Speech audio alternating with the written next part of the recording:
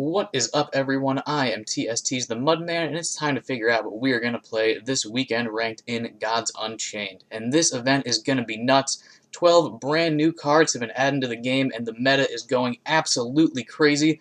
But before any of that, we have an important message from Mortal Councilman Caution Fun. Hey, thanks, Mudman. What's up, guys? Caution Fun here, and I got some very exciting news for you. As you may or may not know, every member of the Council of Mortals, myself included, received a lump sum payment of 300 gods for their services. I made a personal decision to try and return that value to the community, and I couldn't think of a better way to make sure it goes to the most deserving community members than to give it away right here. I mean, if you're like me, you're tuning in every single week to the Mudman's videos here on the TSTeam YouTube channel to try and learn and progress and improve your win rate. And that's the mindset that we try to reward here at TST. So what we're going to do is we're going to be giving away 6.9 gods to 10 viewers every single week for the next 4 weeks. And all you have to do to be eligible is subscribe to the TSTeam YouTube channel, join us in the TST Discord, like this video, and leave a comment telling us what deck you're going to play this weekend. And make sure you include your Discord username so we know how to reach you in case you win.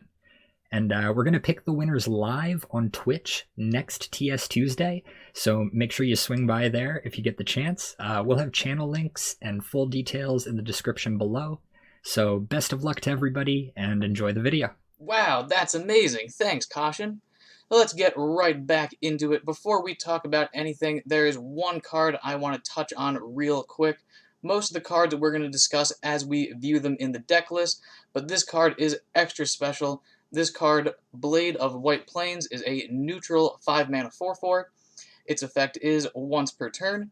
After you destroy an opposing creature with 3 or less health, or 3 or less attack, you draw a card, and then it has the roar effect, destroy a creature with 3 or less attack. So when you play this creature, you get a 4/4, destroy a creature, draw a card, and threaten to draw more cards. That's absolutely crazy, and if somehow you're still not convinced this card is great, may I remind you that Guild Enforcer is an incredibly popular card that is always coming down at 5 mana. Guild Enforcer used to be very, very hard to deal with, and it's in a ton of decks, and this card completely annihilates it. So if you are fortunate enough to have this card, you might want to put it in any of your decks because chances are it's better than the cards that are already in there. But like I said, we will discuss the rest of the cards as they come up. Let's talk about the meta. As of the introduction of Light's Verdict, Magic is the most popular god, and Magic is a very diverse domain at the moment. Control Magic is still the most popular Magic archetype. However, Tempo Magic is also growing in popularity, and it has proven to be very strong over the past couple of weeks. And both Control Magic and Tempo Magic have gotten some new tools to bolster its strength. However, there is a brand new Magic archetype, Coronet Magic, which might be the strongest deck in the game. It is doing very well in Mythic rank right now. So when you run into Magic this weekend, you're going to want to search them up because it could be any of those 3 archetypes. Death is another one of the diverse gods. They can be zombies, Anubians, or over the line. Zombies are definitely the most popular. Over the line got some new tools, but nowhere near as popular as zombies. So when you run into Death, assume they will be zombies. For the past couple of weeks, War has been exclusively creature-based aggro war, and I imagine that'll stay the same this weekend. However, with these 12 new cards, they're pushing some control war archetypes a bit, so I imagine aggressive war will be the most popular, but as the weekend ranked event goes on, you might start seeing more and more of these more control-oriented war decks. And that brings us to Nature. Nature's in a really bad spot in the meta right now. Last week, it wasn't particularly good. 12 very powerful new cards were added. Nature didn't get any of them, so all the other gods got better. Nature stayed the same, and Nature wasn't great before. That being said, Nature will still be, aggressive, wild creature Nature, but I imagine as the weekend rank begins, Nature's popularity will decline. Next up, we have Deception. Deception can either be aggressive Deception or like a mid-rangey Control Deception.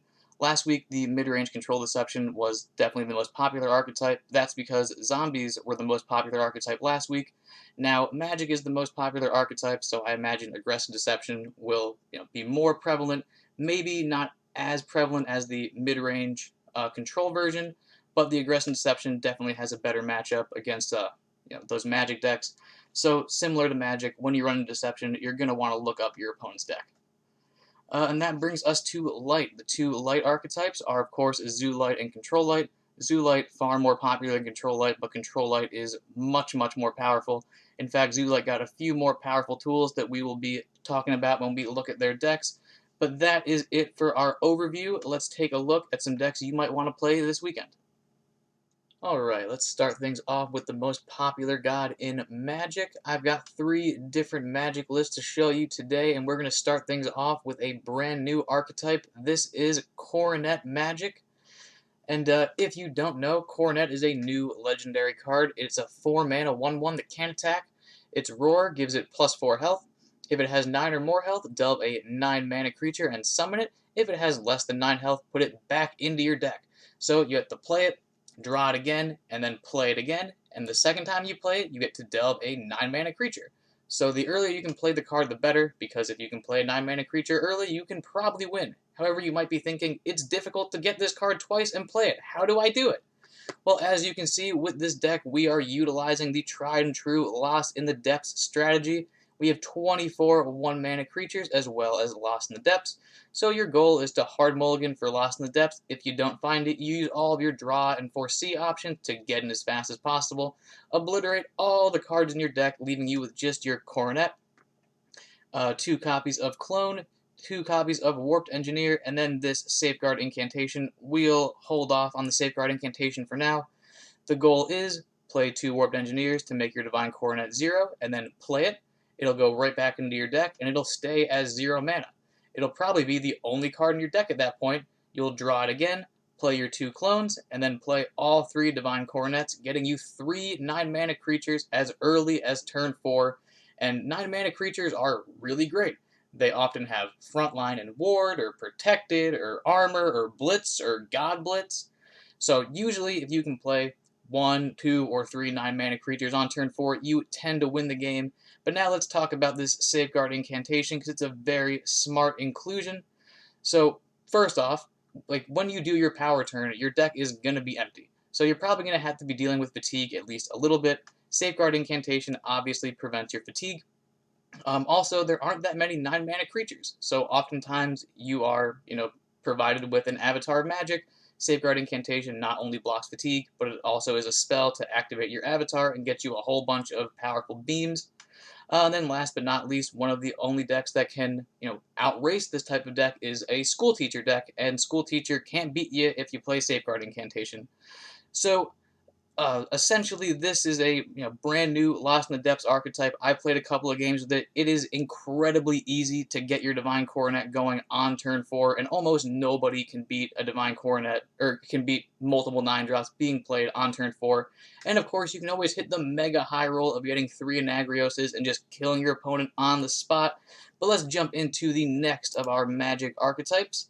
This is Control Magic, made by H-Pain. And it's a fairly normal Control Magic list. However, there are 2 very interesting inclusions.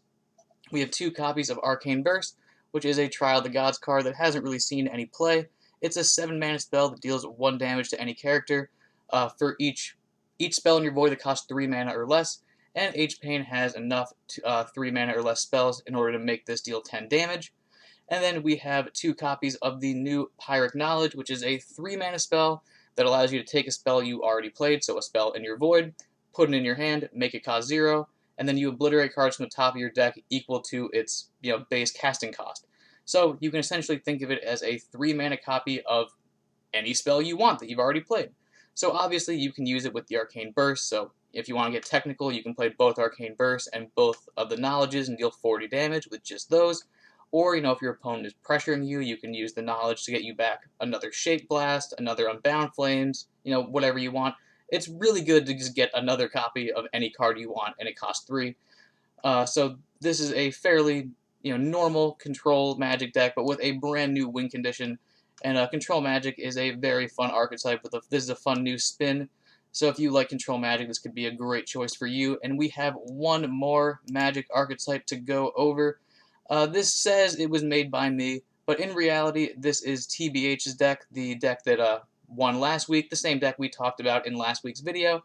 However, I took out his Miraculous Familiars and replaced them with 2 Pyrrhic Knowledges, so then you can get some more Worm Breaths, some more Unbound Flames, whatever you want. You can also combine the Pyrrhic Knowledge with Warped Engineer, making it 1 mana. That way you can get some cool 1 mana Worm Breaths, which can pair very nicely with all of your spell boost cards. So, if you've been following this channel, if you've just been following Weekend Ranked in general, you know that Tempo Magic's been doing really well, in particularly this list, minus, of course, the Miraculous Familiars.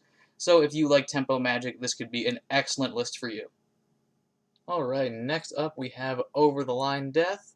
Over the Line Death may be the hardest death deck to play, but it's probably the most powerful, and this archetype did receive a powerful new tool. This deck list doesn't have it because, as you can see, the maker of this list has played 170 games, so this deck was made before the introduction of the Light's Verdict cards. However, this powerful new tool is an Empire Reborn. This is a 4-mana spell that lets you destroy one of your creatures and then summon 2 base copies with Soulless.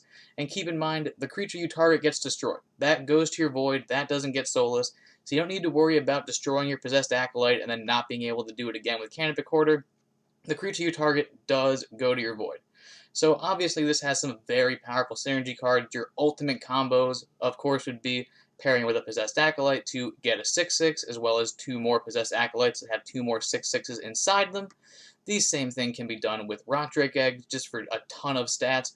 However, it's also just incredibly powerful with any 6-attack creature. If you have a dragon or a nether thing on the board, you can go face with that, play an Empire Reborn, Necronomics Over the Line, and deal 18 damage just right there. And if you want to incorporate some 0-mana Deathwish Thanatars or Suruses, maybe it's just surprise lethal. So Over the Line Death has been very powerful. It got a very strong new tool in that Empire Reborn. So if you're a fan of the Over the Line Deaths, this might be a great week to play it. And now we have Viking War. This list was made by Daredevil, and this is an extremely aggressive Viking list.